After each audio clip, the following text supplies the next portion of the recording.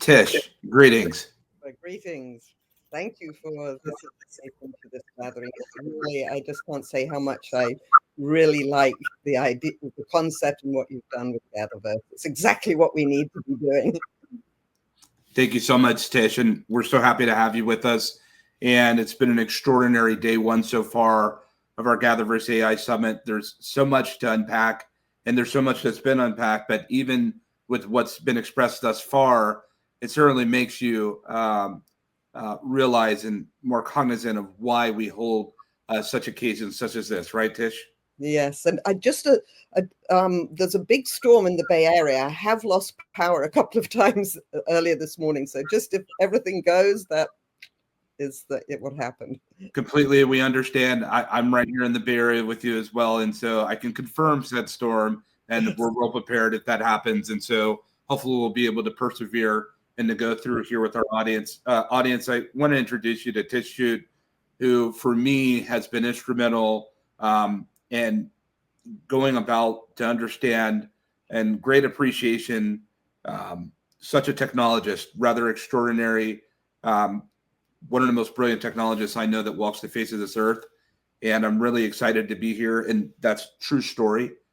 Tish Shute has an impeccable track record and understanding and a very intimate understanding of emerging technologies. And so I'm really happy to spend a little bit of time that we have here together, Tish, and really understanding when we talk about cooperative intelligence. I'll kind of set the scene here for a second, is that we are seeing this incredible capacity of hyperscale audience, as I know many of you understand that are here at GatherVerse.live and our other various social platforms that are joining with us today, and LinkedIn and YouTube, Facebook, and so forth and so on. Just let's kind of set the stage here for a second, because we're seeing new models that are not coming out just every week, but they're coming out every day, open source, closed source, and new platforms and programs, some that are geared towards what we now understand as multimodal capacity, chain of thought reasoning, so forth and so on. Where does cooperative intelligence fit within this narrative? Yeah, thank you for the kind words and introduction, and very generous introduction. Yes, I think it's just, for me, this is the most fundamental thing we have to think about. And one of the things that I think is really perhaps unique to some of the things I've been thinking about is the fact that I really do not believe we can integrate anything in our society, or it's most certainly in AI, without cooperative intelligence. I basically draw this from the way biological systems work, and we're all quite familiar, unfortunately, with things like cancer, which begin at a cellular level disruption and then disrupt the whole system in extraordinary ways, because biological systems are extraordinarily good at cooperative intelligence. Yes, they break down, but when things break down, things go very badly. And one of the core concepts I've been thinking about is a concept that's actually instantiated in biological systems and their cooperative intelligence, and that's the concept of care, where actually all of these systems work together across multiple scales, from cellular to systems, and to enhance other agents' goals and collective goals, rather than to destroy each other and destroy the system. And I suppose that's probably one of the biggest things at the problem we have. Really, a lot of people focus on the problem we have with AI and our implementations and aligning them better to ourselves. But the problem we really have is with ourselves.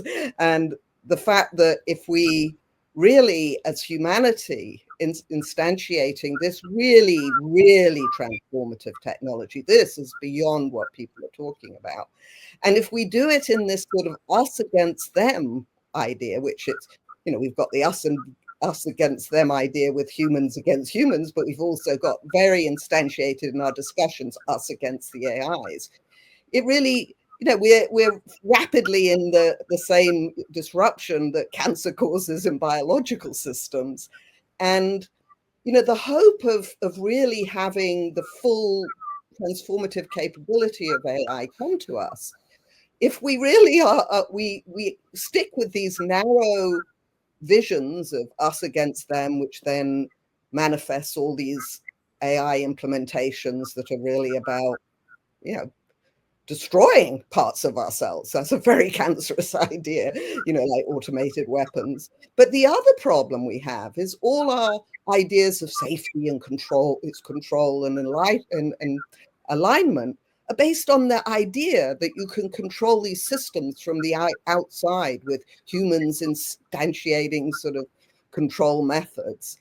And I think that that's fundamentally wrong. So everything I'm doing now is about making care intrinsic to how we think about AI.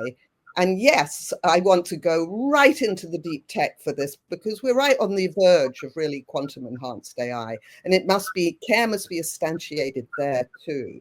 So I think that's really, that's my thing at the moment. I really like, I think that something I've learned from my life, which I think you too, Christopher, work this way, is that you start with the highest level, heuristic or understanding of a problem. You don't start, with this sort of idea of controlling the intricate systems down the bottom. And, I think one of the tragedies that's happening now is, well, you talked about open source in your introduction. We've got a bill in Congress that will destroy open source. I don't know if it'll ever get through, but this kind of idea, instantiated an idea that AI is an us against them tool, whether it's us against other humans or, whatever, controlling other AIs, is fundamentally, to use the same sort of analogy, it's a cancer in our system, and it will not produce the wonderful this really can be just such an amazing transformation for humanity. Indeed, and thank you for sharing this, Tish. Permit me to follow up. Let's look at the biodiversity, the biological construct, and on the ecology of it all, with respects to the relationship between humankind and machine. You and I both know that the prospects of semi-consciousness within these models and these machines are sitting at the edge door, if you will, and we're evolving. You and I also know that at some point we will substantially progress from prompt engineering and typing into our interfaces and interacting with hard surfaces, as we know that we'll be moving essentially from the material layer to the virtual layer. What is the nature of the relationship between humankind and machines, and what is the progressive nature that you suspect seeing under the banner of cooperative intelligence? Yes. And again, you see, this is what's so interesting is if we start with like these wrong high level concepts, we end up wrong all the way down. So one of the concepts we have is linked to very, very particular cultural ideas of intelligence that all happen in the brain of certain people. And actually, when you study biology, you can see, and this is, I'll come to how I define consciousness and care in a little moment, because AI is a mathematical miracle. And you do, if you want to work with AI, some people, not everyone, has to think about how an idea like care or consciousness has a mathematical instantiation. Well, we're seeing now, and this goes back to cooperative collective intelligence, that if you read some of the really interesting sort of cutting edge research down to the molecular level of biology, we see age or sort of different forms of, I'll say, diverse forms of cognition down to the molecular layer that all work together. So just to tie up that thought, one of the ways it's very important to understand what we mean by intelligence, consciousness, or care. What I mean by consciousness is, this is some level of self-awareness, some ability to dynamically generalize, relevancy, and care. Care to me is fundamental for consciousness. And these are actually all definitions that you can formalize, and you can see them both in biology, but you can also see them mathematically. And I feel like the work we have to do together as a GatherVerse, not as a us against them, is to make care intrinsic. And care and consciousness are very like interchangeable to me. My formal definitions of consciousness are very related to care, which is the idea that there's this sort of homeostasis that agents work together to achieve, and there's feedback loops. And this, we must do this because you see all the hype, you see all this crazy definition. I mean, who would want AGI that its only definition is it makes X billion dollars of profit, or its only definition is it can do all the jobs that people, I mean, there may not be jobs people really want, but I mean, or in an ideal universe would want, but are taken over. Why would we want to be aiming for that? We Right. should be aiming to, again, and it's the togetherness, because you can't do it. This us and that against them framework is such naivety for human beings at this point to be stuck with that. Poor us. But we know from biological systems and ecologies, this is like it's the core. It breaks down the system. It's a cancer, and that's why I really hope that we start bringing more diverse understanding of what intelligence means, what consciousness means, because at the minute it seems like the only opinions that get listened to, you have to have X trillion dollars behind you or no one's going to listen to you. And it doesn't matter what you say. If you say, if you've got X trillion dollars and you say we need to have the most important automated killing machines, people listen. And so it's a real problem. And again, I think I relate it back to your work that you can't just, you're right, totally at this point in my life into the geekiness of all of this in terms of I really am wanting to formalize the technology better. But it can't be done without the kind of conversations you're doing, Christopher. These things can't be apart. There's not going to be some brilliant technologist, and you were very kind about my work, but however brilliant I was, this is something we do together. It isn't something that that's again a very cultural tradition that there's one superhero and everyone follows them and that everything will go right. But that's not been the case. That's not even historically the case.